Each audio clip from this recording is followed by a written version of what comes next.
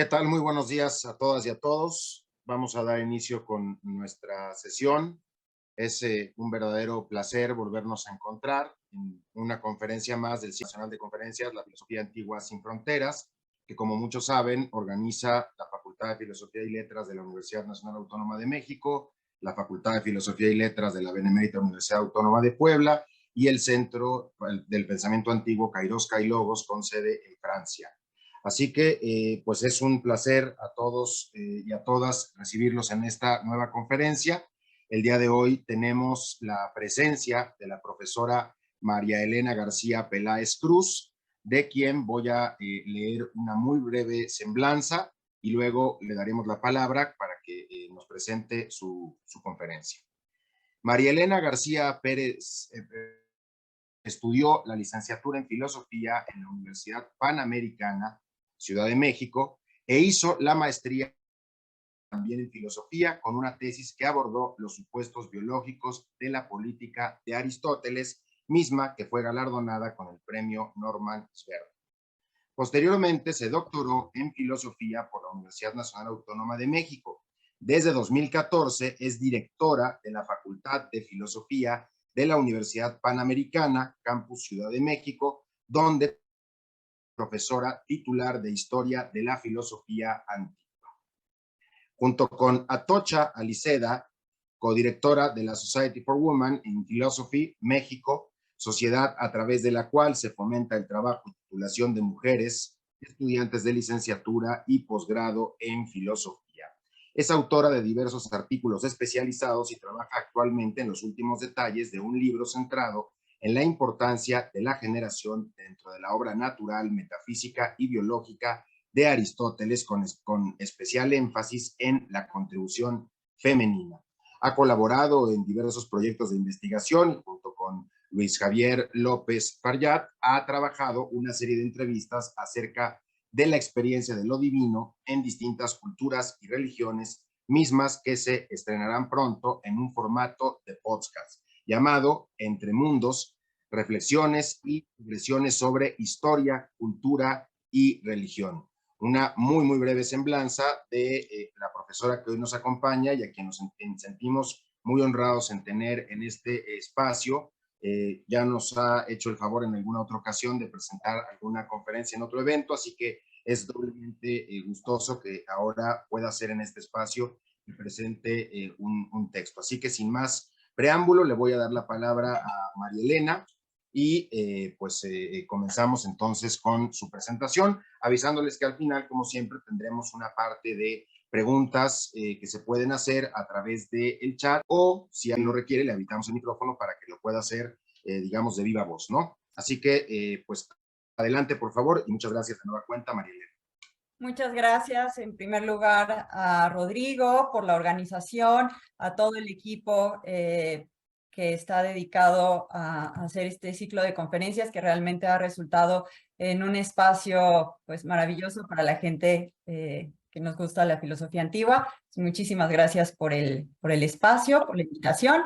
Y bueno, también agradezco, por supuesto, a todas las personas que están aquí conectadas. Espero que la conferencia sea pues sugerente para ustedes y podamos tener una buena conversación hacia el final. Voy a compartir mi pantalla.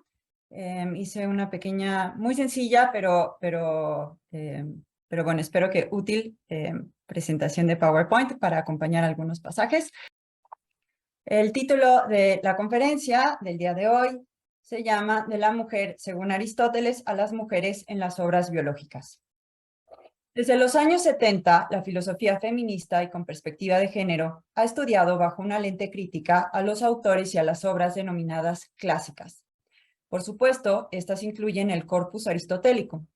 Las lecturas desprendidas del corpus con dicho énfasis han sido variadas. En general, se ha concluido que una buena parte de los conceptos y el lenguaje utilizados por Aristóteles y que después sirvió de base para formular la filosofía occidental no son neutrales cuando se analizan bajo esta lupa. En ese marco, se entiende la lectura radical de una Lucy Irigaray, quien con su peculiar estilo denuncia, por ejemplo, que conceptos centrales y basales a la filosofía y metafísica aristotélicas, como la del lugar, son insuficientes para dar cuenta de un cuerpo y de una perspectiva femenina. Este es un ejemplo, pero hay muchas otras lecturas radicales, como la de Knight, en contra de la neutralidad de la lógica, o quienes cuestionan la noción misma de objetividad, de universalidad o de esencia. Al pasar de los años, el feminismo, que en un principio alzó la voz de manera estridente, ha encontrado modulación, sofisticación y matices que, sin pretender eliminar de tajo la filosofía anterior, ponen acentos y cuestionamientos con mayor precisión. Sin embargo, Aristóteles se mantiene como uno de los autores más señalados cuando se busca el origen del pensamiento patriarcal occidental. De hecho, se le ha catalogado como el padre de la misoginia occidental. No es difícil explicar esta acusación cuando se lee que Aristóteles considera a la mujer como un macho malogrado, una primera deformidad, aunque una que ocurre según naturaleza, o como un ser más débil y más frío que su contraparte masculina. En las comparaciones entre animales masculinos y femeninos, los últimos son descritos como inferiores en numerosas ocasiones. Se dice que las hembras poseen cerebros más pequeños, que tienen menos suturas en sus cráneos o menos dientes, por citar solo algunos ejemplos. Estos casos van más allá de lo anecdótico, cuando se enmarcan en una potente teoría metafísica, como lo es su teoría generativa, en donde la forma sensible, indispensable para que se forme un embrión, es transmitida por el macho, mientras la hembra resulta comparativamente pasiva, y quien transmite la materia y el alma nutritiva potencialmente. Si todo lo anterior no fuese suficiente, la situación empeora cuando nos encontramos con que esas visiones tan negativas se ven refrendadas en obras como la política, en donde se reflejan los paradigmas sociales de la época. La mujer no tiene participación política, se le restringe al ámbito doméstico y se decreta que idóneamente debe obedecer siempre al varón por su propio bien, ya sea al padre, al esposo o algún tutor según sea el caso. En la presentación de hoy, no me interesa detenerme en los pormenores de estas afirmaciones. Considero que todas ellas han sido ya suficientemente denunciadas, estudiadas y, por fortuna, también objetadas. En esta ocasión, quisiera exponer un ángulo distinto del tema de la mujer en el corpus aristotélico. Se trata de una revisión de las menciones y, si se me permite la expresión, usos que hace Aristóteles de las mujeres, de manera puntual y concreta. Me explico. Que la teoría aristotélica en términos generales no sea equitativa entre lo masculino y lo femenino es un hecho y no lo negaré.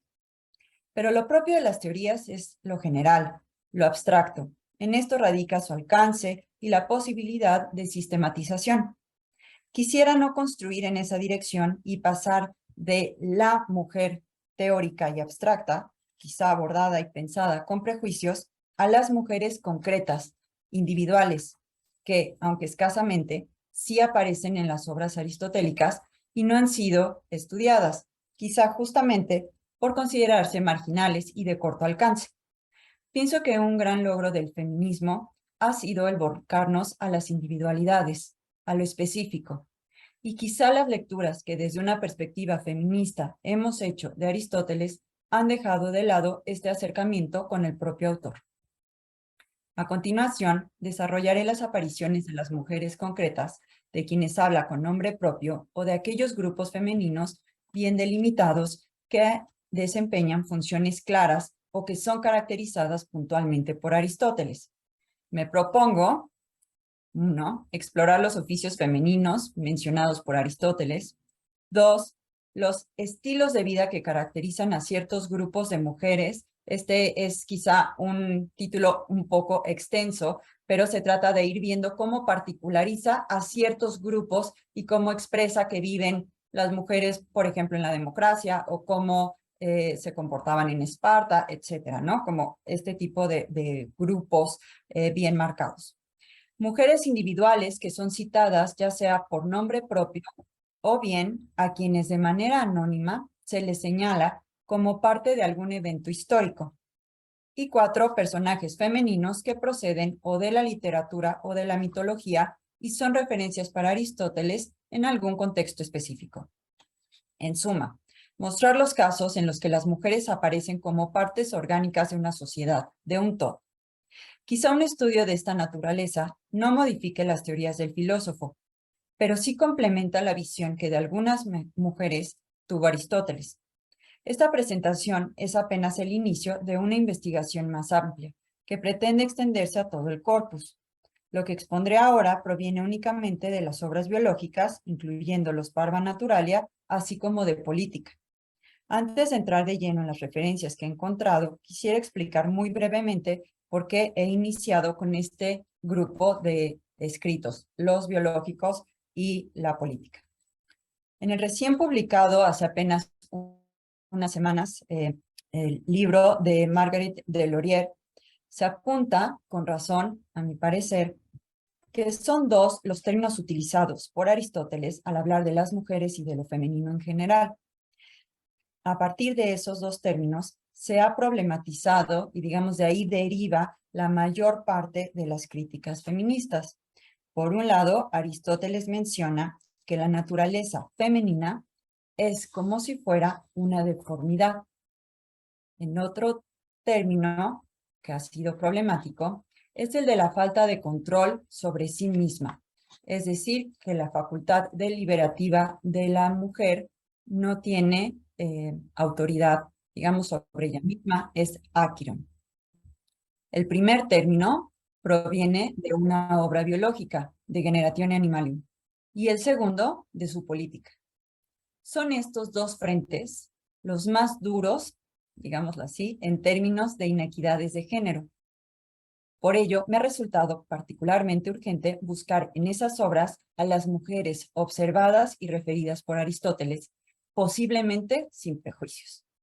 Por cuestiones de tiempo, no entraré en el listado anterior, en la parte, bueno, por una parte, en los detalles históricos y culturales que podrían acompañar y que la idea es que acompañen a cada uno de estos ejemplos. Y tampoco me ocuparé aquí de los personajes literarios y mitológicos, los que tienen en su pantalla en el número 4, eso no lo haré porque sería demasiado largo. Sin embargo, espero que la visión general del proyecto resulte sugerente. Bueno, comenzaré entonces por los oficios.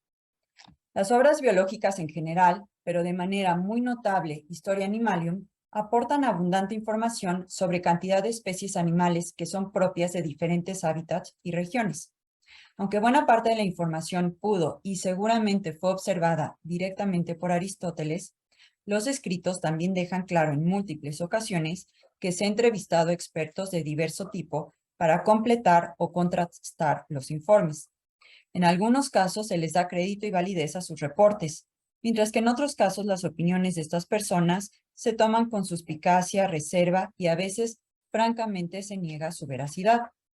La lista de expertos y empirí, consultados y referidos es inmensa y da cuenta de la gran variedad y vivacidad de la sociedad de la Hélade en la época. Apicultores, ornitólogos, avicultores, cazadores, cuidadores de camellos, granjeros, expertos en anguilas, conductores de elefantes, entrenadores de caballos, buzos expertos en esponjas, pastores, cuidadores de cerdos, en fin, la cantidad reportada es enorme. Y no es difícil suponer, ni quizá sea sorprendente, que todos ellos sean varones. En un contexto diferente, pero concretamente, discutiendo la teoría del lugar en la física, pero me parece que tiene un parecido bastante sugerente con el caso de la biología o de la política, Freeland escribe, "The endoxa cited are always from experts who are males. In fact, I can't recall a single case of a woman expert being cited in any Aristotelian survey of endoxa." Por su parte, Deborah Modrak, al realizar un acercamiento feminista a la teoría del conocimiento de Aristóteles, apuntala. The community of knowers is also de facto gendered through Aristotle's appeal to endoxa, the opinions of the many, or the learned, as starting points of inquiry. The endoxa that Aristotle actually appeals to are, without exception, the opinions of sophists, other philosophers, or mature men of experience, in the case of ethics. The endoxa typically provide Aristotle's starting point in an inquiry and so his selection of experts affects the outcome. It is not idle then to ask whose opinions will be included among the endoxa. Aristotle subjects the endoxa to critical scrutiny, and this does lead to the outright rejection of some endoxa and the modification of others. Nevertheless, the outcome of his investigation is shaped by his original choices. Which endoxa are included and which are ignored at the outset of an inquiry will have an enormous impact on the outcome of the inquiry. Gender bias becomes all but inescapable because only the opinions of males are included by Aristotle.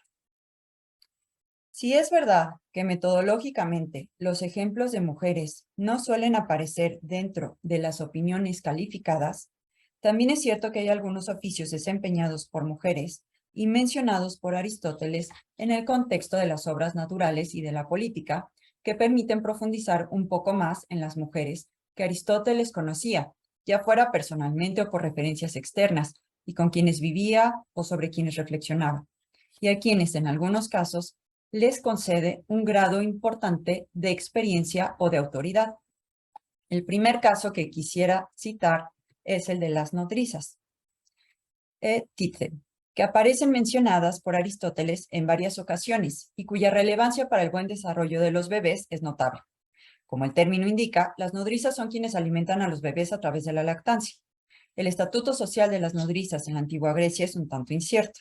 Mientras existen algunos papiros con indicios de que se trataba de mujeres libertas y la arqueología ha mostrado algunos epitafios que sugieren una relación de cariño y cercanía del infante con la nodriza, también es verdad que hay reportes y documentos legales que muestran una relación más tensa y de contrato que las acercan más a la esclavitud.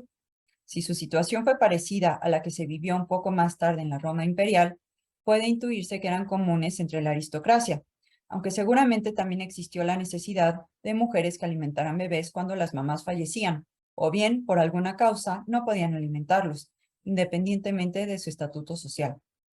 Según los datos que tenemos, puede concluirse que era un oficio más bien humilde y, según algunos académicos, de un estatuto ambivalente. En el caso puntual de las obras biológicas, las nodrizas aparecen como piezas fundamentales del crecimiento de los niños. Aristóteles se refiere a ellas con total neutralidad y resalta el impacto que tiene su propia alimentación sobre el crecimiento de los bebés.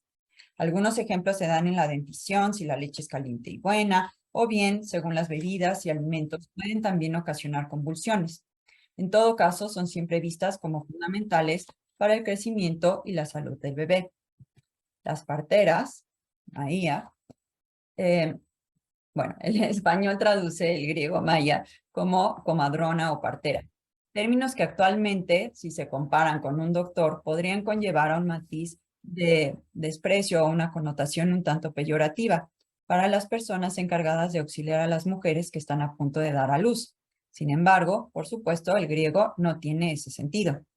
El LSJ registra el uso del término desde Homero, tanto para designar a una buena madre como para las mujeres mayores. También puede ceñirse su uso a algunos ejemplos concretos, como el de Euricleia, nodriza de Odiseo, o incluso Eurínome, una de las Oceánides. Por lo que puede decirse que el término maya era amplio y positivo. Poco a poco su significado evolucionó a madre tanto adoptiva como real. También se documenta el uso en metáforas aplicadas a la madre tierra, por ejemplo. En filosofía es célebre el pasaje de Teeteto 149a y siguientes, en donde Platón hace un encomio, ¿no? Presenta un encomio al trabajo de las parteras que es solo superado por el de Sócrates, quien ayuda a dar a luz el conocimiento verdadero. Unos siglos más adelante, en Galeno, el término sirve para denominar a las mujeres que de hecho practican la medicina. El caso descrito por Aristóteles muestra el delicado papel que juega la maya o partera en el alumbramiento.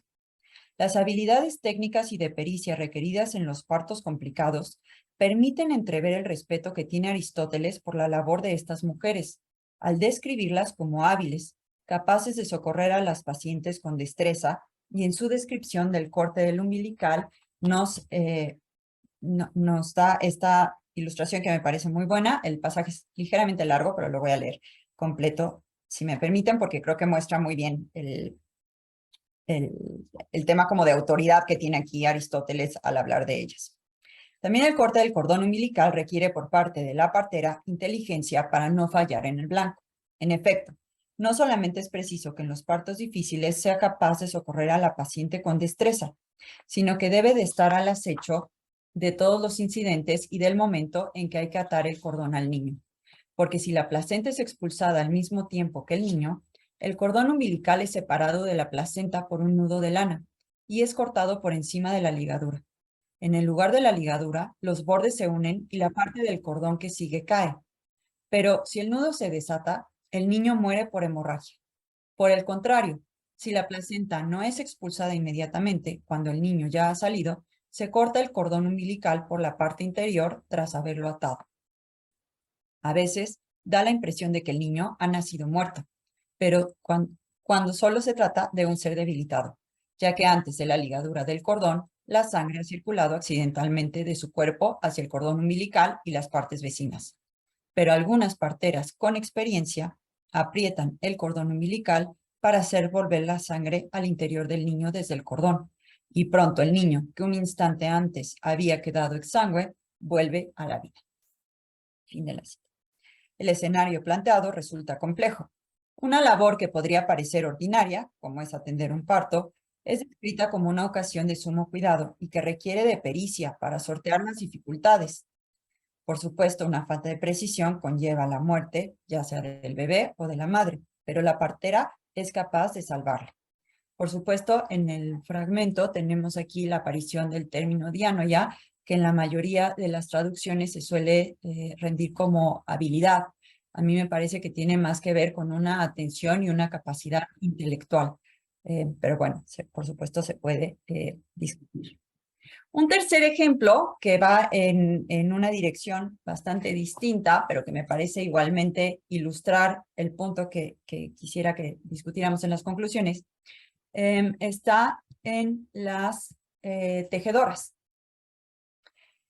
Más allá de las referencias mitológicas y de literatura que nos proporcionan numerosas imágenes de tejedoras, Aristóteles recurre a su labor real de la vida cotidiana para explicar un tema toral de su biología, la castración. El procedimiento es relevante, pues como se apunta en diversos momentos, se trata de la remoción de un principio. Los órganos generativos se consideran principios por abarcar y afectar mucho más que solo la función reproductiva. La remoción de algo pequeño en tamaño afecta a un gran cúmulo de características. El cambio puede ser tan profundo que se transforme el animal masculino en figura y forma casi en una hembra. Algunos de los cambios más patentes se encuentran, según Aristóteles, en que los animales castrados experimentan cambios de carácter hacia uno que él califica como femenino. Su fuerza muscular se relaja y su voz se vuelve más aguda. ¿Cómo se explica, sin una teoría hormonal, que extraer los testículos impacte en cuestiones tan aparentemente lejanas como la musculatura y la voz? El filósofo acude en más de una ocasión a la imagen de las tejedoras para tratar de ejemplificarlo. Y aquí uno de esos pasajes. La relajación resulta más o menos lo mismo que si se tensa una cuerda y se la deja tirante por colgar de ella un peso, como de hecho hacen las tejedoras en los telares, pues también ellas tensan la urdimbre, atando los llamados pesos del telar. De la misma forma, los testículos están ligados a los conductos seminales, que vienen del vaso sanguíneo cuyo principio está en el corazón, junto a la parte que pone en movimiento a la voz. De manera que al remover, digamos, esos pesos, todo se contrae y por lo tanto hay una relajación de la musculatura y se debilita la voz. Bien. Otro ejemplo de los que habla Aristóteles son las farmaquides o hechiceras. Si consideramos a las mujeres en el contexto de la mitología griega, resulta imposible no pensar en personajes como Circe o Medea, mujeres que a través de su dominio de la herbolaria y capacidad de crear pociones y filtros amorosos aparecen constantemente en la literatura. Aristóteles también las incluye en su historia animal. Sus labores aparecen cuando se habla de los caballos. Concretamente se narra que los potrillos nacen con una excrescencia en la frente conocida como locura de yegua, hipomanés. Se trata de una sustancia pequeña, negra, redonda y plana, que normalmente la yegua retira del potrillo en cuanto nace. Sin embargo, si una persona la retira antes de que la yegua lo haga, según se cuenta, la yegua madre enfurece al olerla. Ello explica el nombre que recibe. En todo caso, se dice, Estas hechiceras o farmaquides las utilizan para estimular los impulsos sexuales de hombres y mujeres por igual. Aunque esa primera mención aparece en 577 a 13, la información es reportada por Aristóteles sin juicios valorativos, pero un poco más adelante, en 605 a 5, retoma la existencia de esta excrescencia y sin dar mayores detalles agrega que los efectos de esta sustancia no son más que fábulas inventadas por mujeres y personas dedicadas a encantamientos, que es la frase que les he puesto aquí. Más allá de cómo deba traducirse esta línea, que está abierta, la tienen ahí en el griego abajo, que queda, por supuesto, abierta a que sean tanto varones como mujeres o exclusivamente mujeres quienes se dedican a los ensalmos. De esa manera lo traduce, por ejemplo, la LEB. Dice, women engaged in selling charms. Pero en realidad podría ser cualquier persona, me parece. La realidad es que los filtros amorosos sí se relacionaban directamente con las mujeres, mientras que otros quehaceres herbolarios asociados a los varones resultaban en actividades más cercanas a las de los apotecarios, los llamados farmacopole. En todo caso, aunque la reflexión y el análisis de los matices resulta pertinente, es también importante aclarar para mi objetivo presente el que se les vea como parte activa de la sociedad. Ciertamente su labor se relaciona con prácticas de corte folclórico y menos científico, pero como ya había mencionado al inicio de esta presentación, Aristóteles suele cribar la información que presenta y muestra su desacuerdo no solo con este tipo de prácticas, sino con muchas otras que pueden ser típicamente masculinas. Algunos autores también varones pueden ser del desagrado de Aristóteles. Respecto, por ejemplo, en las teorías generativas, aparecen críticas a Tesias de Nido o al propio Heródoto, a quien no duda en llamar mitólogos, en GA 756 B7, por ejemplo. Bien, un siguiente ejemplo proviene de la política y lo he titulado Mujeres espías. No extraña que en los recuentos aristotélicos en torno a las diferentes formas de gobierno y los múltiples y posibles cargos a desempeñar por ciudadanos o súbditos, según sea el régimen descrito, no haya mujeres. Sí sorprende, en cambio, que en el libro 8, dedicado a la educación de los niños y jóvenes, tampoco se encuentren referencias a mujeres. Al centrarse en una exposición de la educación, vamos a llamarla así oficial, aquella que se llevará a cabo a partir de los 7 años, se habla de maestros o bien del magistrado que estará a cargo de diseñar y regular el sistema educativo. Pero existe en el libro 5 un encargo, que no es un encargo oficial, pero que resulta bastante interesante, que al parecer existía en las tiranías, y es el de ser espías. Leo la cita. Asimismo, debe procurar el tirano que no le pase inadvertido lo que cualquiera de sus súbditos pueda decir o hacer. Y para esto es bueno que haya espías, como las así llamadas mujeres espías o detectives de Siracusa, y los escuchas que enviaba Hierón donde quiera que había una reunión o asamblea, porque el miedo a esta clase de gentes es un freno a la libertad de palabra y es difícil que se oculten quienes hablan libremente. Con ganas de minimizar las líneas, podría pensarse en simples soplonas, o puesto en términos más coloquiales y peyorativos, en chismosas al servicio del tirano. Mi lectura, en cambio, es otra. Ciertamente el tirano requiere de control absoluto para disolver a tiempo cualquier intento de revuelta o traición. En estas líneas, Aristóteles describe la necesidad de personas que observen detenidamente y detecten cualquier indicio sospechoso.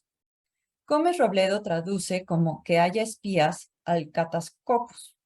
El significado de este término es principalmente militar. Hacer reconocimiento de una zona enemiga, hacer un reconocimiento de la fuerza, medir la fuerza del enemigo. Es decir, se trata de una actividad que podríamos llamar de inteligencia.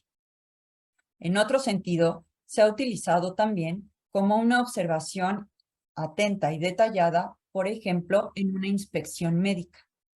Es decir, la actividad solicitada será de minucia. La aparición de las mujeres en esta oración se distingue de la de los simples escuchas enviados, supuestamente por Hierón. Las mujeres que participan en esta labor son llamadas o conocidas como potagogides. El término prosagogeion se rinde en el diccionario como, y es curioso que el inglés, el LSJ, pasa al término francés agent provocateur. En el caso de la LOE, traducen el término como provocatrices. Aunque curiosamente, al llegar en el caso del LSJ al ejemplo de Aristóteles, en esta acepción justamente de política, lo que traduce es tale-bearer. A mí me parece que, por supuesto, para el denunciado, quien lleve la acusación a los oídos del tirano será un o una soplona. Sin embargo, mi entender es que en este punto Aristóteles no piensa en estas mujeres como quienes esparcen rumores maliciosos, sino, como lo traduce Gómez Robledo, en espías, o si se quiere un poco más sofisticado, detectives. Es decir, cumplen una función política de observación detallada. Bien, pasamos ahora al segundo grupo de mujeres que quisiera describir, y es la parte del estilo de vida, que es muy amplio todavía este término, habrá que especificarlo un poco más, pero espero que los ejemplos ayuden a entender por dónde va esto. A lo largo de las obras biológicas, hay incontables descripciones del cuerpo animal y de diversas actividades que pueden darse de manera más o menos diferenciada entre machos y hembras. Es natural que lo relacionado con la reproducción sea especialmente distinto. La menstruación, el embarazo y la lactancia no encuentran una contraparte en el mundo masculino. Aristóteles dedica amplios capítulos a detallar varios de estos fenómenos particularizados en diversas especies. Para mis intereses ha resultado especialmente valioso un pasaje que proviene del De Generatione Animalium, que nos da una imagen de las mujeres típicamente atenienses en oposición a las mujeres de otras latitudes. En ambos casos, a mi entender, no se realiza por parte de Aristóteles un juicio de valor, simplemente explica por qué se puede llegar a vivir y a sufrir de formas muy distintas el embarazo. No deja de sorprender de cualquier forma, dados los prejuicios de superioridad que tiene Aristóteles de los griegos frente a los bárbaros, que en el caso de los embarazos resulten mejor provistas mujeres no griegas, como leeré en un momento. Hay además una diferencia entre los hombres y los demás animales con respecto a la gestación, pues los animales casi todo ese tiempo gozan de mejor condición física, mientras que la mayoría de las mujeres lo pasan mal durante el embarazo. Pues bien, la causa de esto también se debe en parte al modo de vida. Como son sedentarias, es decir, están sentadas sin gran actividad física, están llenas de más cantidad de residuo.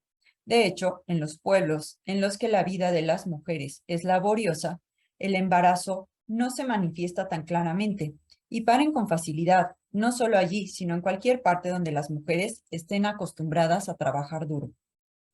Y es que el esfuerzo consume los residuos, mientras que en las mujeres sedentarias hay muchos, por causa de su inactividad y de no tener menstruaciones durante el embarazo.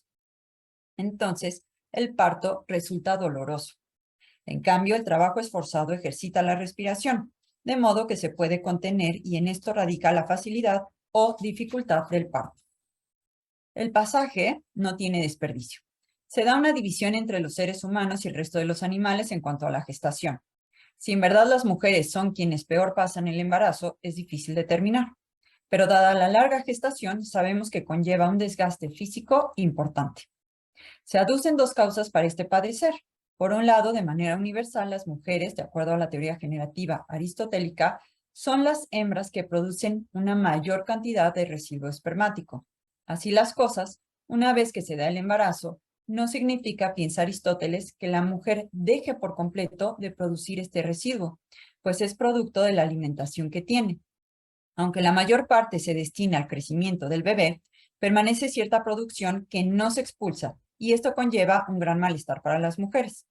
Esto en términos generales separa a las mujeres de otras hembras embarazadas. Pero después hay un tema que se relaciona directamente con el estilo de vida, usos y costumbres de la época. Encontramos de manera burda dos grandes grupos de mujeres: aquellas sedentarias, seguramente las de mejor situación socioeconómica, y las trabajadoras, tanto de la Hélade como de otras regiones. El primer grupo, de acuerdo a Aristóteles, realmente la pasa mal por una doble causa. Por un lado, la acumulación excesiva de residuo no puede ser eliminada bajo ningún otro medio. El ejercicio, indica Aristóteles, podría de alguna manera ayudar a consumirlo, y ellas no llevan a cabo ninguno. Por otro lado, las mujeres sedentarias no logran mantener y controlar su respiración. El esfuerzo físico exige aprender a contener el aire, y esto, al momento mismo del parto, puede marcar una gran diferencia entre unas mujeres y otras. Esta descripción nos permite entender cómo divide Aristóteles de manera amplia a las mujeres. Podemos suponer a las aristócratas que sufren sus embarazos por vivir una vida sedentaria y cómoda, mientras que aquellas acostumbradas al esfuerzo y trabajo físico no sufren la gestión. Como mencioné unas líneas antes, en este pasaje, Aristóteles no señala de quiénes habla cuando menciona mujeres laboriosas. Sin embargo, por lo que se encuentra en muchos otros pasajes respecto a las mujeres en Egipto o en Libia, me atrevo a suponer que piensa en ellas. Una región fértil, seguramente de mucho trabajo físico, en donde las mujeres gestan y dan a luz sin sufrimientos. Retomando mi planteamiento inicial, ¿va esto en contra de los prejuicios de superioridad de griegos y griegas? Quizá no. Si bien la diferencia entre el resto de las especies y los seres humanos, y las mujeres específicamente, parece muy obvia para Aristóteles, quizá también dentro de las mujeres, aquellas más físicas, según Aristóteles, sean las menos nobles. Esto, sin embargo, resulta en un dilema. ¿Por qué sería mejor sufrir un embarazo que no sufrirlo?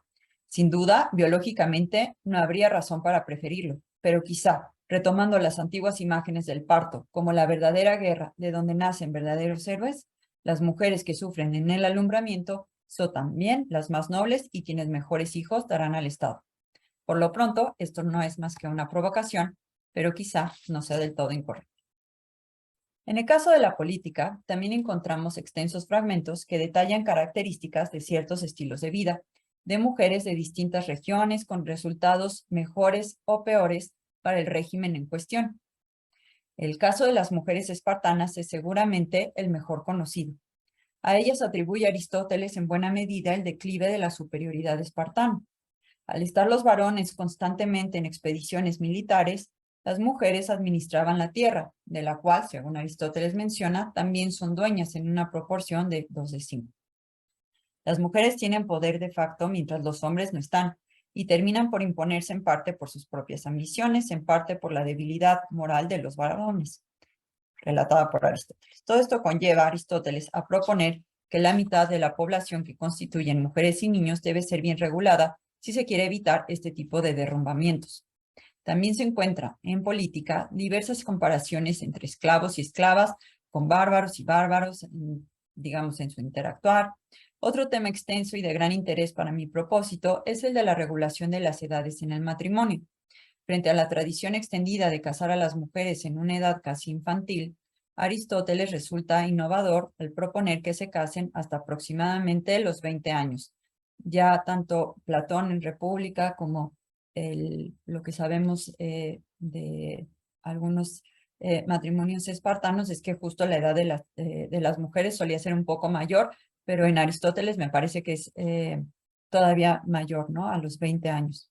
Aunque el rango de diferencia de edad es tan grande entre varones y mujeres que la mujer será irremediablemente dominada o sería irremediablemente dominada por el varón, al menos vela, de acuerdo a Aristóteles, un cierto bienestar por las mujeres.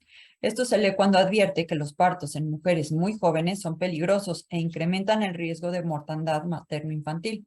También se habla de una diferencia de edad entre padres e hijos que permita una mejor relación entre ellos. Y en fin, hay varias recomendaciones para una convivencia armónica y propensa a la generación de ciudadanos óptimos para la polis. Como el material de todas estas notas es muy extenso, para la sesión de hoy he optado por presentar 2 fragmentos que muestran ciertos rasgos del comportamiento de las mujeres según los regímenes y de las preocupaciones de los varones al respecto en la época. Dice Aristóteles cuando está hablando de la composición de diferentes tipos de gobierno, las magistraturas, etc. Pero aún la autoridad de la asamblea llega a desaparecer en las democracias de tipo extremo, en que el pueblo mismo está siempre reuniéndose para tratar de todos los asuntos. Y esto es lo que suele acontecer cuando perciben los altos salarios los concurrentes a la asamblea, ya que los que nada tienen que hacer se reúnen a menudo para decidir de todo por sí mismos. Pero un intendente de niños, paidonomos, uno de mujeres, gineconomos, u otro magistrado encargado de una supervisión semejante, es algo aristocrático y no democrático. ¿Por qué? ¿Cómo podría impedirse que salgan de su casa las mujeres de los pobres? Ni tampoco son esos cargos propios de una oligarquía, porque las mujeres de los oligarcas tienen demasiadas licencias, trífosi, como para que puedan ser controladas. Pero dejemos esto por el momento. Y después tenemos otro pasaje que va más o menos en la misma dirección.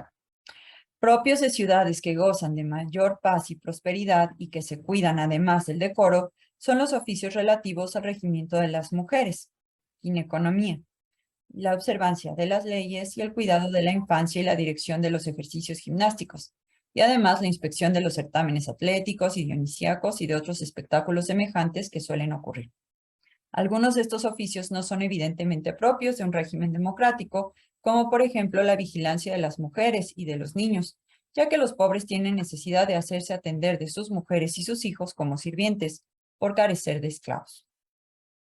Los pasajes que apuntan al mismo asunto nos enseñan de las mujeres y de la sociedad por dos lados.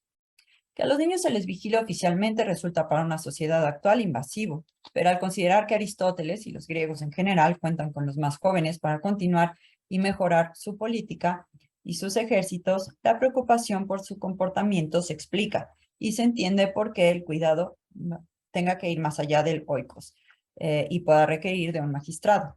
El tema de las mujeres revela aún algo más. En términos generales, las mujeres requieren supervisión. El que ésta se proponga o no resulta del tipo de régimen. En uno aristocrático, las mujeres, se asume, aristócratas, saldrán poco, pues tendrán un servicio que les compre en el mercado o que se exponga a las calles en su lugar. ¿Por qué haría falta en ese caso que hubiese un supervisor de mujeres? Aunque no se detalla, el contexto apunta hacia la verificación de que estas mujeres realmente no salgan. Se desconfía de su capacidad de decisión y posible comportamiento. Bajo supuestos contemporáneos, una lectura caritativa podría enfatizar que la medida intentaba velar por la seguridad de estas mujeres. Una lectura más suspicaz consideraría que se duda del buen comportamiento moral o sexual de las mismas. El término en cuestión es trífosi, que Gómez Robledo traduce como libertades y que en la versión de la LEB se traduce como luxuries.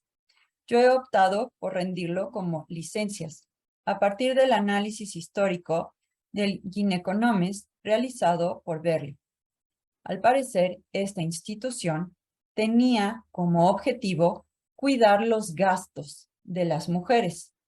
Y estos gastos, este dispendio, digamos que no existiera dispendio, se podía dar, por supuesto, digamos, en el mercado, pero eventualmente en las compras, en las organizaciones de banquetes y por ende terminará también rigiendo, digamos, o controlando también a los varones. No entraré ahora en más detalles históricos, pero puede notarse que el término trífosi, que es lujosos, algo que tiene lujos o excesos, también tiene el significado o puede tener el significado de un comportamiento sexual distendido, normalmente además atribuido a las mujeres. Lujoso y lujurioso quizá fuesen cercanos, pero ciertamente esto no aparece de manera explícita en los documentos con los que se cuenta. En el caso de una democracia, según se indica, el cargo del gineconomos no tiene sentido. El argumento no es que en este régimen las mujeres se comporten mejor, ni que enfrenten menos peligros o que gasten menos, sino únicamente que no es factible controlar las salidas tanto de las mujeres como de los niños. Pues el señor de la casa, al carecer de esclavos, tendrá que valerse de su familia para conseguir los alimentos, vestidos, etc. Por lo que no será viable que se queden en su casa. Se trata únicamente de un argumento de conveniencia o de utilidad, pero no necesariamente de libertad ni de confianza. También, bueno, voy a dejar esto. Hay, en fin, varios detalles históricos aquí que pueden ser interesantes y que contrastan lo que de manera automática, creo, podríamos decir actualmente con lo que de hecho sucedía en la Grecia antigua. Finalmente, llego a al último apartado que abordaré el día de hoy, que son algunos referentes particulares. En tercer lugar, resulta interesante saber si, como en el caso de autoridades masculinas, Aristóteles cita por nombre propio a alguna mujer y a quién. Ya he mencionado anteriormente que no aparecen en sus endoxa, que fungen metodológicamente como puntos de partida de sus investigaciones. Aún así, hay algunas mujeres a quienes Aristóteles menciona por nombre propio en este conjunto de obras seleccionadas. En primer lugar, aparece Pánfile de Cos, hija de Plates. A esta mujer le atribuye Aristóteles en Historia Animalium haber sido la primera en hacer madejas y tejer un tipo de seda o de textil a partir de un cierto gusano. Resulta fascinante esta atribución a una mujer de la zona griega cuando, como se sabe, la producción de seda es eminentemente china y oficialmente fue producida en otras latitudes muy tardíamente. Bueno, normalmente los textos hablan más del tipo de gusano, qué tipo de seda se podía hacer y normalmente se deja de lado a la mujer a quien se da crédito de haberlo hecho por primera vez. Bueno, la imagen en este punto de las tejedoras, que parecía un tanto borrosa en el primer apartado, aquí tiene un nombre propio y de alguien a quien se atribuye comenzar con una técnica no sencilla y de una gran tradición posterior. El fragmento dice, de una determinada larva de gran tamaño, que tiene como una especie de cuernos y difiere de las otras, se forma en primer lugar una oruga, después una bombilla y de esta un nesídalo, y en 6 meses experimenta el conjunto esta metamorfosis. Este animal produce unos capullos que algunas mujeres desenredan, hacen con ellos una madeja y luego los tejen. Se dice que la primera que tejió estos capullos fue una mujer de Cos, Pánfile, hija de Plates. Y bueno, a este respecto nada más quería ponerles la cita de Plinio el Viejo, que retoma también a esta mujer y tiene una frase increíble al final que no quería dejar de leerles, que dice, the process of unraveling this and weaving the thread again was first invented in Kos by a woman named Pamphile, daughter of Plateas, who has the undeniable distinction of having devised a plan to reduce women's clothing to nakedness. Bueno, me pareció muy bonita la cita. Pero bueno, es una mujer que tiene un, digamos, logro de manera personal. Bueno, un segundo caso interesante es la mención que aparece en Acerca de los ensueños, en donde Aristóteles parece referirse a la poeta Filenis o Filénide. A esta mujer se ha atribuido una especie de manual erótico.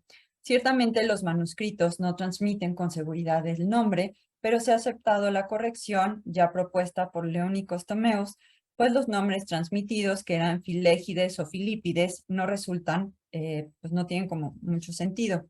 Aristóteles la trae a colación en sus conclusiones respecto a ciertos tipos de ensoñaciones. Dice, en efecto, de igual modo que los locos recitan y entienden los poemas de Filénide, cuyas palabras se siguen por semejanza, como Afrodita, Afrodita, Rodita, y entonces está como esta idea que van, en fin, enlazando de una manera regresiva los términos. Bueno, hay bastantes estudios a este respecto, no voy a entrar, pero bueno, nada más quería como ilustrar el que Aristóteles pues tenga en mente a una poeta en sus escritos. Un tercer caso de una mención a una mujer por nombre propio se encuentra en Política. En este texto los varones referidos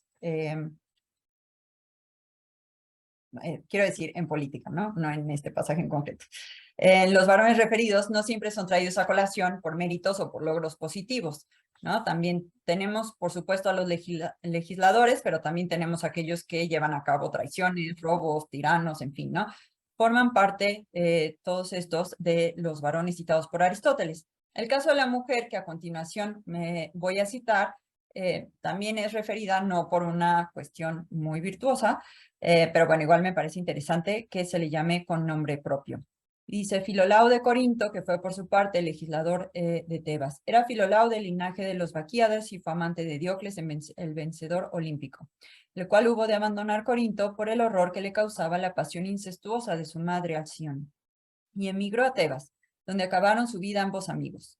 Todavía hoy la gente muestra sus tumbas que se encaran bien una frente a otra, pero una tan solo mira hacia la tierra de Corinto y no la otra.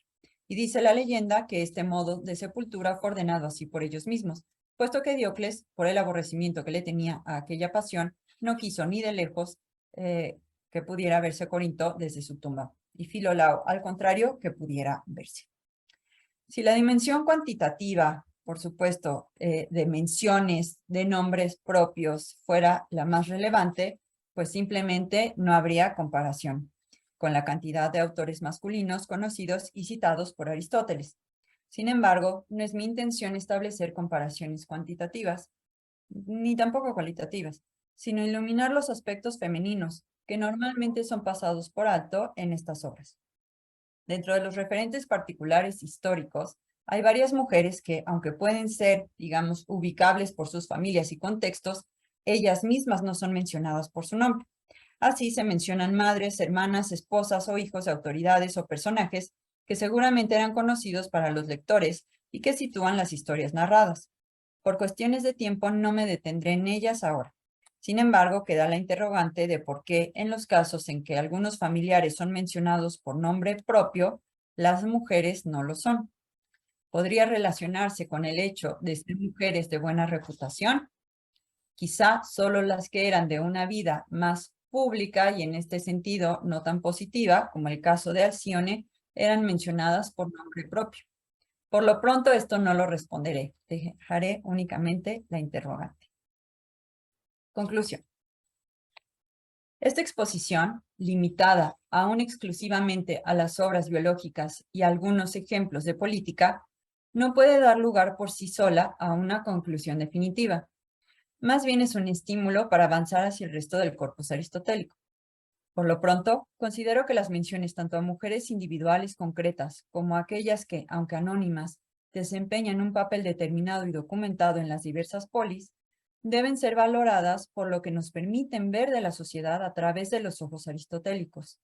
No hay interés en comparar sus menciones cuantitativamente con las menciones a varones, mucho más numerosas y bien conocidas.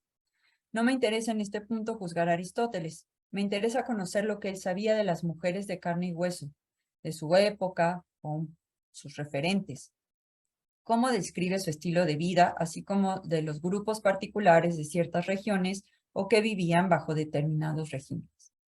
Y si, al menos en algunos casos de los aquí citados, Aristóteles se detuvo a conversar con algunas mujeres para entender sus experiencias en los partos, si observó o preguntó a las nodrizas los efectos de sus dietas en los bebés, si asistió a algún parto y registró la labor de las parteras, si observó con cuidado los telares y las máquinas con las que trabajaban las tejedoras, tendríamos de manera velada pero valiosa una aportación de las mujeres a la ciencia aristotélica.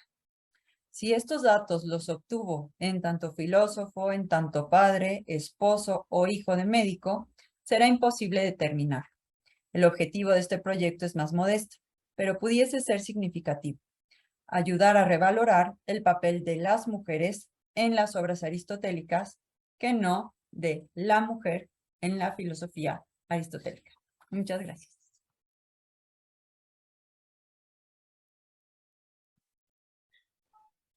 Muchísimas gracias, María Elena, por una conferencia muy interesante y nos quedamos seguramente todos y todas con ganas de ver el curso de la investigación y el producto seguramente que será un libro y que me parece va a ser muy interesante de leer. Tenemos ahora la parte de preguntas, así que abrimos el espacio para que todo el mundo pueda hacer preguntas, ya sea a través del chat o a mano alzada. Así que adelante. Adelante, por favor, María Valeria Zona. Profesora, adelante. Muchas gracias.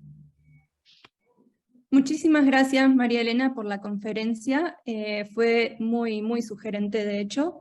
Mi pregunta es quizás más para romper el hielo y por una inquietud que a mí se me presenta con lo que nos cuentas sobre las mujeres de Aristóteles, ¿qué reflexión tienes tú sobre esta diferencia que hay en Aristóteles mismo cuando habla de la mujer en términos generales y de las mujeres concretas y particulares?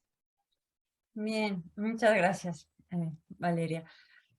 Bueno, yo siento que digamos que cuando tienes la parte, sobre todo, digamos, desde la perspectiva biológica de la mujer que contribuye con la materia y todos estos términos que resultan bastante abstractos, aunque la explicación quiera ser en Aristóteles muy concreto y que hable, digamos, de los residuos y los catamenia y como cosas que podrían ser en principio algo concreto y digamos muy puntual, en realidad se va siempre como a este nivel en el que uno termina por perderse, ¿no? La mujer pone la materia, es pasiva. ¿Qué significa eso, no? Que la mujer sea pasiva si lo que vemos son mujeres actuando. ¿A qué se refiere exactamente? Me parece que hay muchas connotaciones que se dan de manera abstracta y general, que no nos terminan de explicar a las mujeres concretas y que justo cuando empezamos a ver lo que dice, a veces es bueno y a veces no tanto, ¿no? No se trata de que hable siempre bien o mal de las mujeres, sino que me parece que en las reflexiones que hace de manera muy concreta, lo vemos sin estos prejuicios. Y entonces, pues simplemente te dice cómo trabajan las tejedoras o cómo hay mujeres que se dedican a observar y a reportar lo que está sucediendo a un tirano y no hay necesariamente un juicio valorativo. Y me parece que eso es muy importante para poder acercarse a una obra y a lo que piensa un autor acerca de un tema, en este caso de las mujeres. Me parece que hay como dos niveles, y entonces el nivel de la teoría y de lo abstracto sí creo que puede resultar un poco fuerte cuando tenemos como este tipo de generalizaciones que son más bien tirando a lo negativo. Y cuando lo vemos hablar de mujeres concretas, me parece que no se encuentra ese énfasis como más negativo que se encuentra en el otro nivel. Entonces, bueno, eso es un poco lo que con lo que me he quedado hasta ahora, pero bueno, sin duda falta bastante todavía por investigar. Muchas gracias por la pregunta y la respuesta. Sigue abierto. ¿Alguien más quisiera hacer alguna pregunta? Adelante, por favor, Salvador Escalante. Le habilitan el micrófono, el compañero, por favor. Muchas gracias, Rodrigo, y muchas gracias, María Elena, por tan interesante charla. Te quería preguntar, está tratando de pensar esto en el contexto de la injusticia epistémica, en qué medida hay una injusticia epistémica hacia las mujeres que tenían todo este conocimiento, las parteras o comadronas que tenían todo este conocimiento, o las espías, o sea, estoy pensando más en un ejemplo. Y luego no se recoge por sus propias palabras, o sea, no se recoge de viva voz suya, pero Aristóteles en cierto sentido se preserva ese conocimiento al preservarlo Aristóteles, y no sé si otras fuentes, entonces no sé qué, te quería preguntar qué tanto tenemos fuentes sobre este conocimiento o estos tipos de conocimiento marginalizados históricamente que se puedan rescatar a partir de proyectos como el tuyo. Yo creo que hay mucho y que muchos autores justo tienen como este tipo de referencias un poco más veladas o indirectas. Yo todavía no quisiera decir aquí que hay suficiente material como para decir que Aristóteles toma o podemos cambiar la noción de endoxa que tiene Aristóteles, ¿no? Porque en efecto metodológicamente no tienen el impacto que tienen las opiniones de los filósofos, de los sofistas, etcétera, ¿no? Eso es verdad, pero me parece que hay suficiente material para revisar esta perspectiva y para hacer como una buena compilación de lo que estos autores, de manera quizá indirecta, nos transmiten. Yo pienso que hay mucho más de lo que hemos buscado, porque normalmente se lee en términos, digamos, de lo que abona para la argumentación filosófica, y aquí parece que va un poco como por las ramas, no se citan en el momento argumentativo más fuerte, y eso es cierto. Sin embargo, me parece que cuando ves, por ejemplo, lo que rescata de las parteras, es muy claro que tiene un respeto y que entiende la dificultad y la pericia que requiere una mujer para llevar a buen término el proceso del parto, ¿no?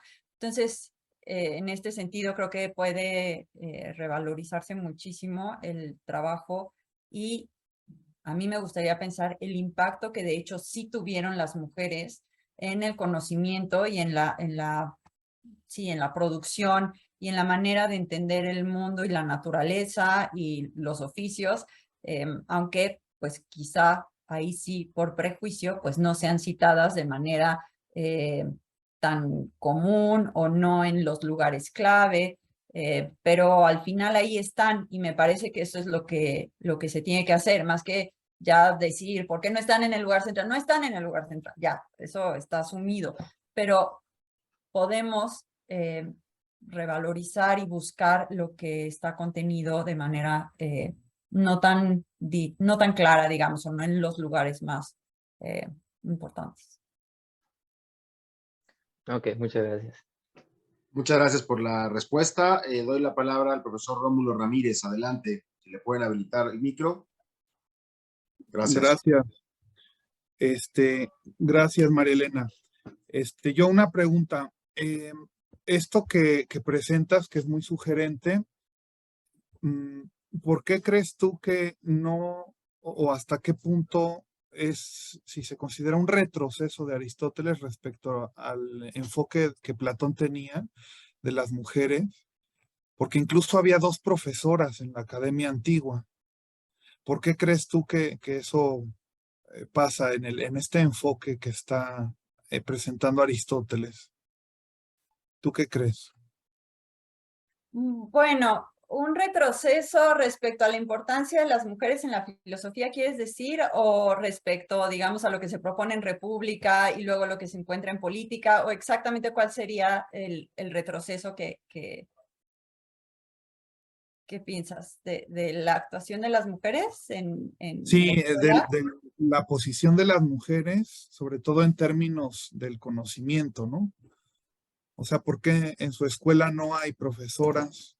En la literatura del corpus no aparece ese posicionamiento, y tú misma has tenido que recorrer el corpus para ir viendo estos lugares, ¿no? En los que pone a las mujeres como espías, como comadronas, ¿no? Pero no hay pensadoras. ¿Por qué? ¿No lo ves como un retroceso? No creo que haya exactamente un retroceso. Yo personalmente me inclino a pensar que en realidad Platón tampoco es como tan feminista como normalmente se suele caricaturizar, me parece. Creo que hay pasajes muy interesantes en donde se puede abonar por esa lectura, pero que no es necesariamente la única. Aquí la doctora Valeria Sona podría ahondar mucho más en la perspectiva de Platón, pero yo ahora mismo más bien te diría que no pienso que haya directamente un retroceso, hay un cambio o hay perspectivas distintas sin duda, pero Aristóteles, al menos lo que traté de poner es que, bueno, si no hay aquí directamente una filósofa, pero tienes a alguien a quien se le da el mérito de haber comenzado con tejer la seda, tienes a una Filénide, que es una poeta y a quien se trae a colación para poner un ejemplo en acerca de la ensoñación. Y tenemos como otros ejemplos de mujeres que aparecen en el corpus. Entonces, me parece que no es un retroceso, tampoco creo que Platón las ponga en un lugar mucho mejor. Y creo que es algo con lo que tenemos que tenemos que asumir. O sea, las mujeres no están en una gran posición intelectualmente hablando, pero quizá hay mucho más que posicionar, o hay que encontrar, digamos, la manera en que se pueden posicionar mejor. No diría yo directamente que es un retroceso, aunque entiendo que comparado con República 5 hay buenos motivos para pensarlo, pero no lo vería yo así. Gracias por la respuesta. Doy la palabra ahora al profesor Alonso Tordesillas. Y muchísimas gracias por esta conferencia que era no solo interesante, sino instructiva. No es verdaderamente una pregunta, es una curiosidad. Usted no ha tratado la cuarta parte que había previsto sobre la literatura aristotélica. Lo que le quería preguntar es si en esa parte, que no ha tratado, las mujeres están también agrupadas por categorías o por clases particulares. Porque lo que usted ha mostrado es eso, ¿no? Que hay clases particulares o estilos de vida o referencias al tejido, al poema, o sea que son ya una clase, ¿no? Es que en la literatura, digamos, en las mujeres citadas como literarias, también están agrupadas en clases. Es Sí, solo una curiosidad, ¿eh? sí, muchas gracias. Bueno, la tengo hasta ahora divididas como en la parte de mitología, los personajes a los que cita, por ejemplo, Afrodita, ¿no? ¿Por qué aparece Afrodita? Bueno, pues viene a colación de la explicación de cómo es el esperma, por ejemplo, ¿no? Y así las tengo clasificadas, y después en la parte de la literatura son más bien los ejemplos de mujeres, digamos, de personajes femeninos que son de algún autor, y los pone, por ejemplo, al principio de la política, ¿no? Que habla de la Helena de Todete, por ejemplo, ¿no? Y entonces dice aquí y cita lo que el personaje femenino habla en ese caso. Entonces también es como una manera de ponerlas como autoridades, aunque sean autoridades literarias, pero me parece que sí están ahí. Entonces esa es la clasificación que tengo hasta ahora. Sí, muchísimas gracias. Muchas gracias por la respuesta. Doy la palabra ahora a Uriel Sánchez. Adelante. Bueno, hola, muchas gracias por la conferencia, doctora María. Me emocionó el tema. Pensé que iba a hablar de la misoginia de Aristóteles. No sé, estaba trabajando hace poquito, tuve que abordar un poco el tema de energía y me sorprendió lo que parece, me parece que hace incluso como una alabanza a la mujer en varios sentidos, ¿no? Pero se aleja de el Aristóteles un poco platónico, pero bueno, le quería preguntar, ¿no cree que, o no ha pensado en el que varias de esas críticas a la mujer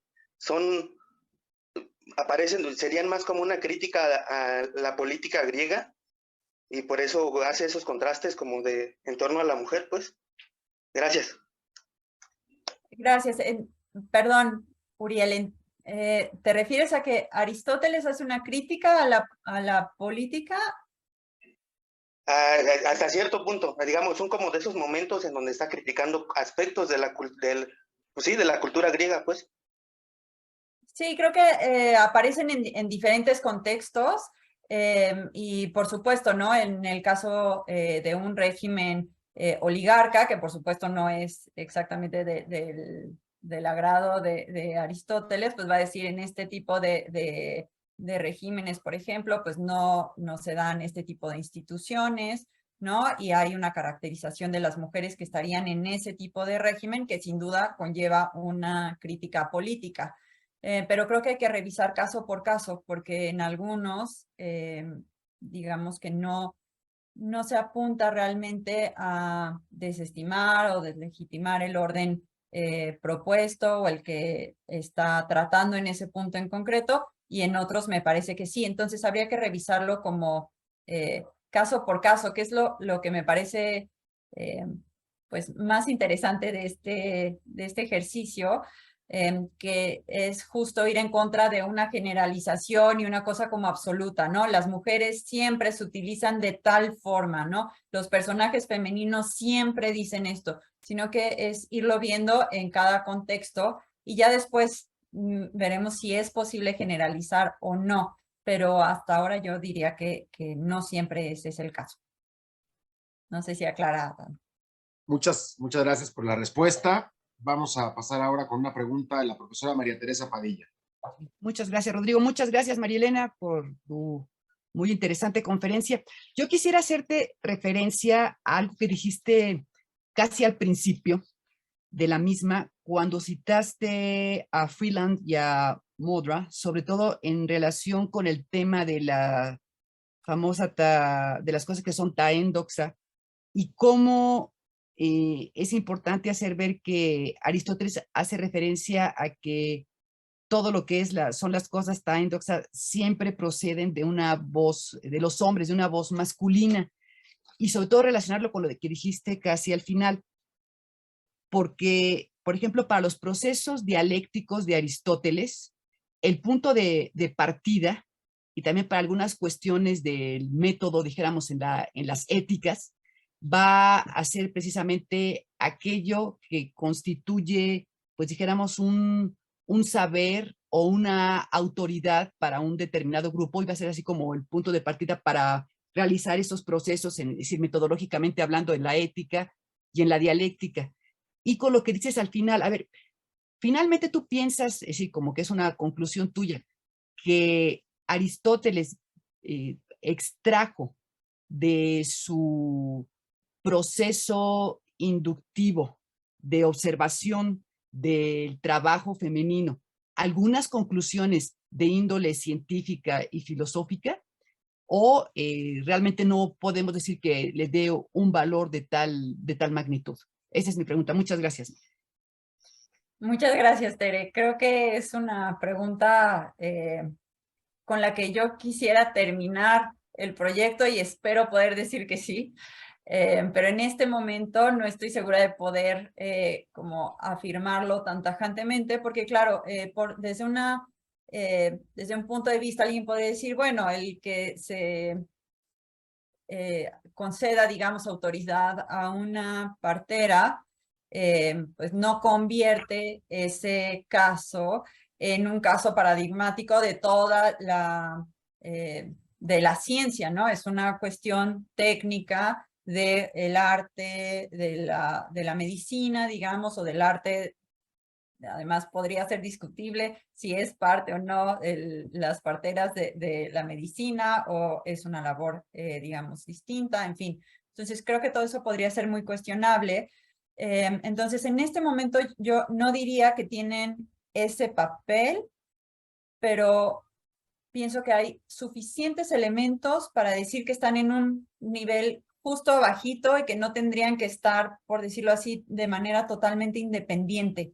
Entonces me estoy saliendo un poco por las ramas y no estoy contestando perfectamente porque todavía creo que no estoy en condiciones para hacerlo, porque decir que sí son sería un compromiso fuerte y creo que todavía no tengo como suficientes elementos para decir que sí es, aunque quisiera inclinarme hacia esa perspectiva y ya quizá en unos meses pueda contestarte con mayor precisión.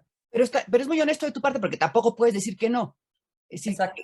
Entonces yo creo que lo bueno es lo que tienes, buscar más evidencia y poder decir que si hay a la larga, cuando menos, ciertos elementos para decir que la mujer sí contribuyó a ser parte de los procesos, dime si estoy en lo correcto, inductivos de Aristóteles para fundamentar pues algunos puntos sobre todo de sus tratados biológicos e incluso de su metodología en el caso de la dialéctica y de algunos de los procesos éticos, ¿no? Sobre todo, porque te digo que me llama la atención con lo que empezaste, y perdón si insistí en ese punto, pero creo que a la larga sí tiene consecuencias importantes para todos los demás casos, porque tú hablas ya de la concreción, pero es decir, esa concreción, es decir, por muchos casos que tú tengas, si a la larga no te llevan a dar el gran salto del proceso inductivo, es decir, para la generalización, pues para Aristóteles eso no tendría validez alguna. Entonces, lo importante es ver si se puede dar ese salto o no. Dime si me equivoco, no sé si entendí bien, ¿no? No, exacto, exactamente. Ese es justamente el objetivo y eso es lo que creo que sí podríamos llegar a decir, al menos en estas obras. Me parece que en la ética, en la poética va a haber también bastantes referentes que pueden ayudarnos a construir justo en esa dirección. Sí, muchas gracias. Ya no acaparo más. Muchas gracias, Mariela. Muchas gracias a ti, Tere. Gracias por la respuesta. Doy la palabra y le habilitan, por favor, el micro al profesor Max Layet. Gracias. Bueno, muchas gracias por su ponencia, muy interesante sobre las mujeres en Aristóteles. El estatuto de la mujer parece muy matizado, más matizado que lo se piensa. Hasta en lo que puede parecer un poco divertido, hasta la definición física del hombre y de la mujer, cuando, por ejemplo, en la historia de los animales, define la descripción física de la mujer oponiéndola al hombre. Dice que no es la diferencia por la barba, por ejemplo. El hombre tiene barba y la mujer no tiene barba. Dice, por ejemplo, que la mujer puede tener barba después de su menopausia y añade un rasgo cultural y religioso. Cuando dice que las sacerdotisas de Caria son siempre mujeres con barba, pues con ese rasgo se puede tener un don de profecía.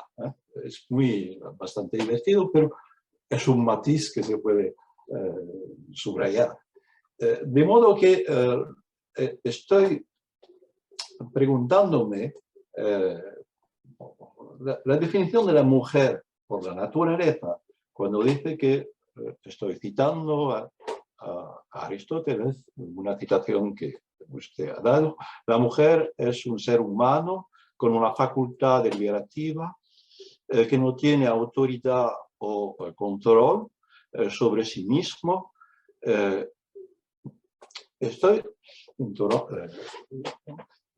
Me parece que eso no es la naturaleza de la mujer en Aristóteles, pero el papel natural que tiene que tener, ¿no? No es realmente su naturaleza, porque, por ejemplo, cuando dice que el hombre, pero el hombre como antropos, no como aner, tiene una virtud, el hombre de bien, pero el hombre antropos, que puede ser una mujer también, que tiene que estar, ¿cómo decirlo?, declinado en la comunidad, la polis. Y en esa declinación, que no es realmente quizás una declinación natural, la mujer tiene que tener cierto papel, que es de obedecer. Y, por ejemplo, dice, Aristóteles nos dice que en la metafísica que el bien se puede decir en muchas, en la ética anicómaco, que el bien puede decirse de muchas maneras, pero también la virtud, la excelencia puede decirse de muchas maneras y tiene que destinarse en los seres que obedecen, que no obedecen. Por ejemplo, la valentía o el coraje es diferente, es el que tiene un poder o el que obedece, pero siempre se puede llamar valentía o se puede coraje. Es una virtud, pero con declinaciones diferentes. Quisiera añadir una cosa. Aristóteles subraya que la importancia de la mujer es demográfica, es que es la mitad de la población. Y por eso tiene un papel importante. Y lamenta el estatuto de la mujer en Esparto.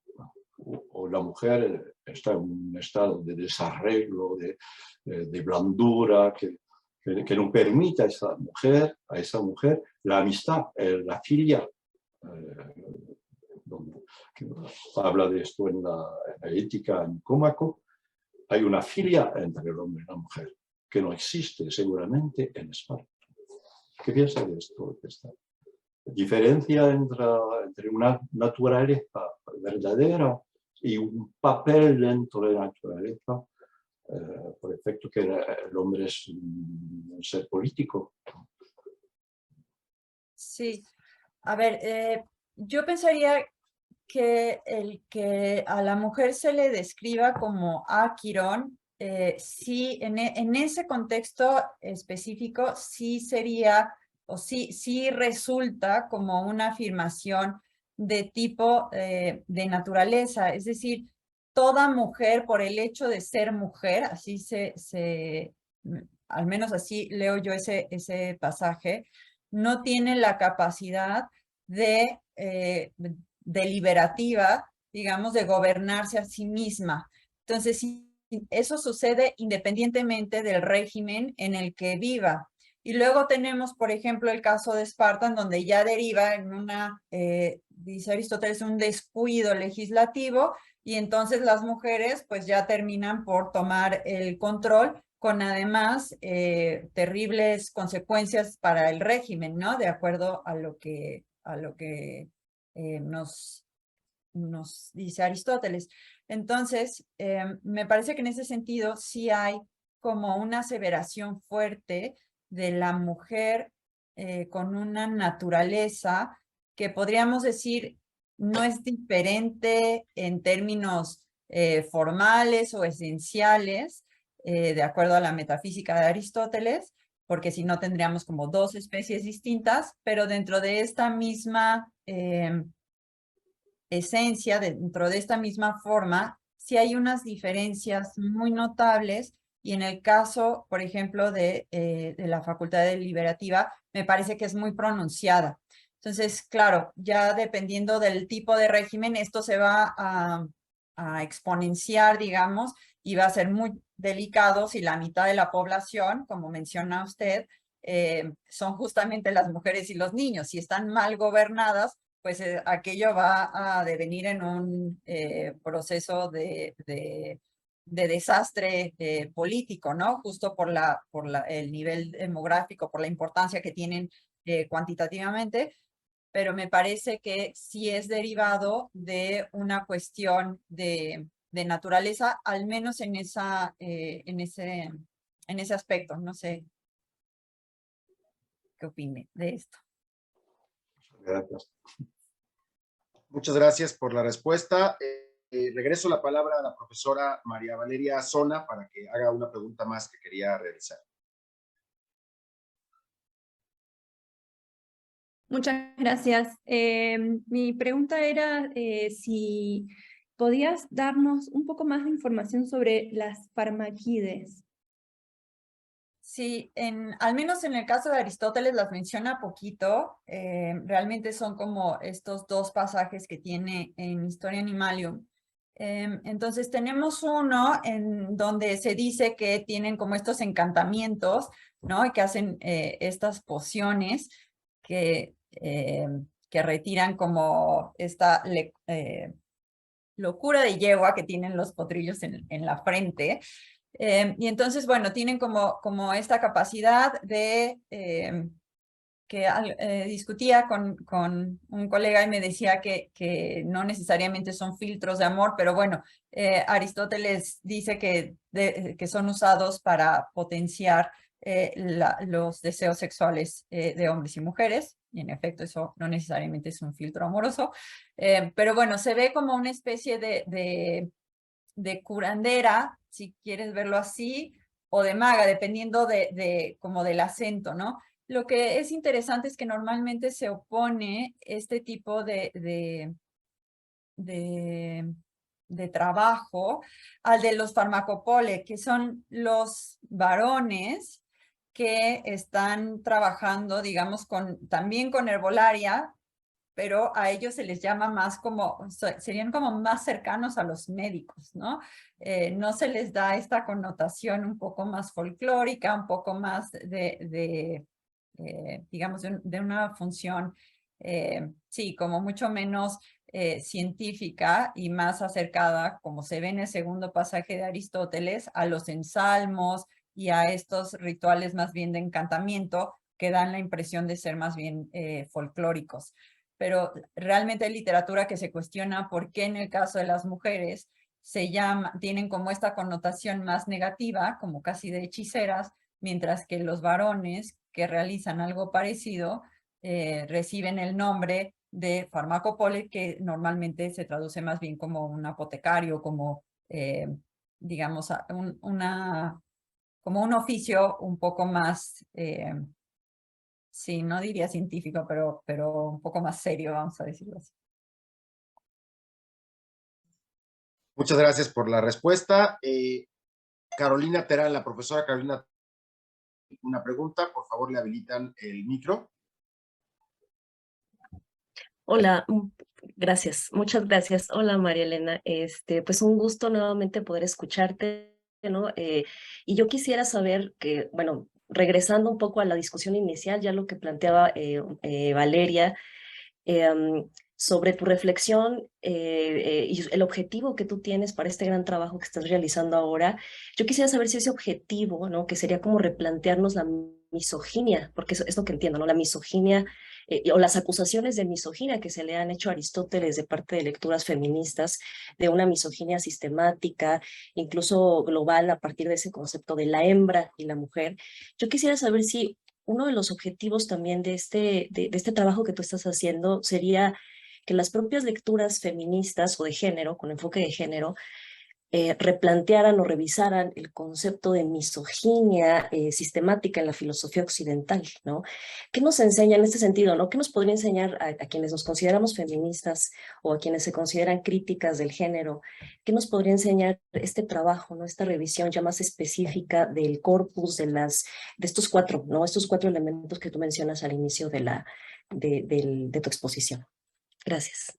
Muchas gracias, Carolina. Bueno, no sé si una revisión así tan profunda, bueno, me encantaría, ¿no? No sé si eso se va a conseguir o no, pero bueno, algo así me encantaría. Una revisión justo de las etiquetas que solemos poner y que son etiquetas muchas veces, a ver, no quisiera decir gratuitas, porque normalmente tienen una razón de ser. Yo he trabajado pues la parte de la biología y es muy difícil no decir que hay una inferioridad clara en la contribución femenina en la generación respecto del varón, ¿no? Y hay frases y realmente algunas expresiones que son muy fuertes y que es difícil no pensar que eso no catalogue como misoginia. Pero creo que una cosa es el contexto o ciertas ideas o ciertas partes de una teoría que resultan así, y otra cosa es llamarle a todo el pensamiento un pensamiento sistemáticamente, digamos, decidido o voluntariamente determinado a descalificar a un cierto grupo, sea el que sea. Entonces, me parece que el uso de etiquetas es muy peligroso en cualquier autor, en cualquier teoría, etcétera, porque necesariamente termina por reducir, por caricaturizar algunos rasgos que pueden estar ahí. Yo no quisiera en ese sentido decir que Aristóteles no tiene nada en ese sentido criticable. Me parece que hay muchísimo que sí se tiene que revisar, y me parece que ha sido muy acertado el que se haya denunciado claramente, ¿no? Y aquí hay un problema y tenemos que revisar si todos estos conceptos tienen espacio suficiente para lo femenino o no. Y creo que hay muchos casos que en efecto no tienen espacio, que lo femenino no cabe ahí o que cabe como muy, hay que forzar demasiado, ¿no? Porque no se pensó realmente en lo femenino a la hora de construir la teoría. Yo creo que eso es verdad y que y que no intentaría como pensar en ir en contra de eso, que creo que se ha ganado mucho. Más bien, el solamente poner la etiqueta, el solamente decir Aristóteles es un misógino, siempre y en todo sentido y en todo momento y en cada obra y en cada palabra lo vamos a detectar. Creo que no es así. Y bueno, si esto puede contribuir a revisar ese tipo de etiquetas, pues por supuesto estaría muy contenta. Gracias por la respuesta. ¿Habría alguna otra pregunta entre el público? ¿Alguna cuestión más? Adelante, por favor, Sara Peláez. Le habilitamos el micro. Ahí. Buenas. María Elena, muchas felicidades por la conferencia, fue buenísima y me parece que el tema es de lo más relevante y pertinente para todo momento y lugar. Yo quisiera preguntarte qué tan de acuerdo estás, qué piensas tú de lo que decía George Steiner, que el milagro griego se debe a 3 cosas: a la proteína, a la esclavitud y a la prepotencia masculina. Bueno, creo que así dicho es un poco fuerte. Primero habría que cuestionar si en efecto existe ese milagro griego. Creo que eso mismo ya tiene como una carga, incluso como muy, sí, como de un fuerte... No, pero justo, ¿no? Que la sociedad se haya desarrollado, o sea, que justo en Grecia haya pasado todo lo que pasó, ¿no? O sea, Sí. lo llama milagro griego, pero bueno. Sí, sí, sí. Bueno, yo creo que en parte puede ser verdad. Cada sociedad está construida de una manera muy particular y creo que puede ser en efecto criticable a posteriori, ¿no? Y podemos reflexionar en eso y sin duda hay algunas de estas características que sin duda ayudaron a que se delineara la sociedad y las obras y el pensamiento como lo hizo. No sé si era indispensable que la sociedad fuera así para que hubiera resultado la genialidad filosófica que resultó. Creo que todos y todas desearíamos que no hubiera sido exactamente así. Pero bueno, creo sí, que más bien lo que nos toca es una labor crítica y que en el caso... yo quisiera pensar que la prepotencia nunca es condición indispensable para que se genere ningún acierto intelectual y filosófico.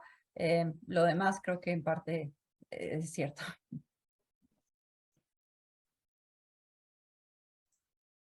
Muchas gracias por la respuesta. ¿Alguna otra pregunta? Bien. Sí, adelante. Una penúltima. Todavía tenemos algo de tiempo, pero adelante, sí. Le habilito. Hola, buenas tardes a todas y todos. Muchas gracias, doctora, por tan interesante exposición. Yo quisiera plantear algunos de frases que ha comentado para hacer una posterior pregunta. Y esto es, mencionó que definitivamente en Aristóteles la mujer no está en un lugar central y que no cabía preguntarse si por qué o si pudo haber sido de otra forma, que era un hecho. Era un hecho de que así era, ¿no? Que la mujer no jugaba un lugar central en Aristóteles. Y luego, dado el hecho de que varones y mujeres tenían espacios sociales distintos, me pareció una consecuencia natural de ello que la farmacéutica ejercida por hombres y ejercida por mujeres se nombrara con conceptos distintos. Ahora, dado el hecho de que hay gran número de escritoras griegas citadas por otras escritoras y por otros escritores, y de las cuales se conservan conceptos, yo preguntaría, ¿qué tanto se ha indagado, se ha ahondado en el papel de la mujer en el desarrollo del pensamiento, de la ciencia, no a partir de lo que escribieron hombres como Aristóteles, sino a partir de lo que escribieron las mismas escritoras, científicas y poetisas de esa época. Gracias. Gracias, Leo. Bueno, creo que sí se ha trabajado muchísimo al respecto. Hay grandes esfuerzos por, digamos, compilar todo lo que tenemos de mujeres, incluso en el ámbito de la medicina, ¿no? Sin embargo, esto es bien difícil porque realmente tenemos muy pocos textos. Sí sabemos que hay más mujeres que escribieron de las que nosotros conocemos. El problema es que no podemos, digamos, acudir a esos textos, pues porque no nos llegaron. Y se ha hecho un esfuerzo inmenso por recuperar distintos nombres, distintos títulos que se coligen de una obra y de otra, pero que realmente pues no nos han llegado. Entonces eso dificulta muchísimo el trabajo y de ahí que empresas que han ya comenzado distintas filósofas y también, por ejemplo, historiadoras de la ciencia en hacer como este tipo de recuentos. Creo que hay bastantes cosas que se han escrito, hay bastante literatura al respecto y pues el problema es que los textos realmente son escasos, pero sin duda hay ya esfuerzos por tratar digamos, no hay manera de remediar esas faltas, pero sí al menos de exponer los nombres y el tipo de autoras y el tipo de textos que se cree que hubo. Desgraciadamente sí son bien poquitos los fragmentos que tenemos. Muchas gracias por la respuesta y bueno, con esto ya vamos llegando al final de la conferencia. Queda por agradecer a todos y a todas que hayan podido asistir, por supuesto a María Elena, y rápidamente solo me gustaría decirles que tendremos una siguiente conferencia el día 24 de noviembre sobre Aristóteles. En particular es una conferencia el profesor Pierre Destré de Francia, el 24 de noviembre a las 11 a.m., que se titulará Aristóteles y el valor de la comedia. Así que seguiremos con Aristóteles, esperemos que nos puedan acompañar en ese momento y también solamente decirles que ya tenemos habilitado un canal de YouTube en el que eventualmente iremos subiendo las conferencias que aquí se van presentando en el ciclo, así que esperemos que pronto podamos anunciarlo y también subir algunas otras. Ya tenemos la primera en el propio canal de El Cepofi en YouTube, así que los invitamos a ver también ahí las propias conferencias. Pues que les vaya muy bien a todos y a todas. Muchísimas gracias por la presencia. De nueva cuenta a María Elena, muchas gracias. Y pues nos vemos muy pronto en noviembre. Que la pasen muy bien y cuídense por favor mucho.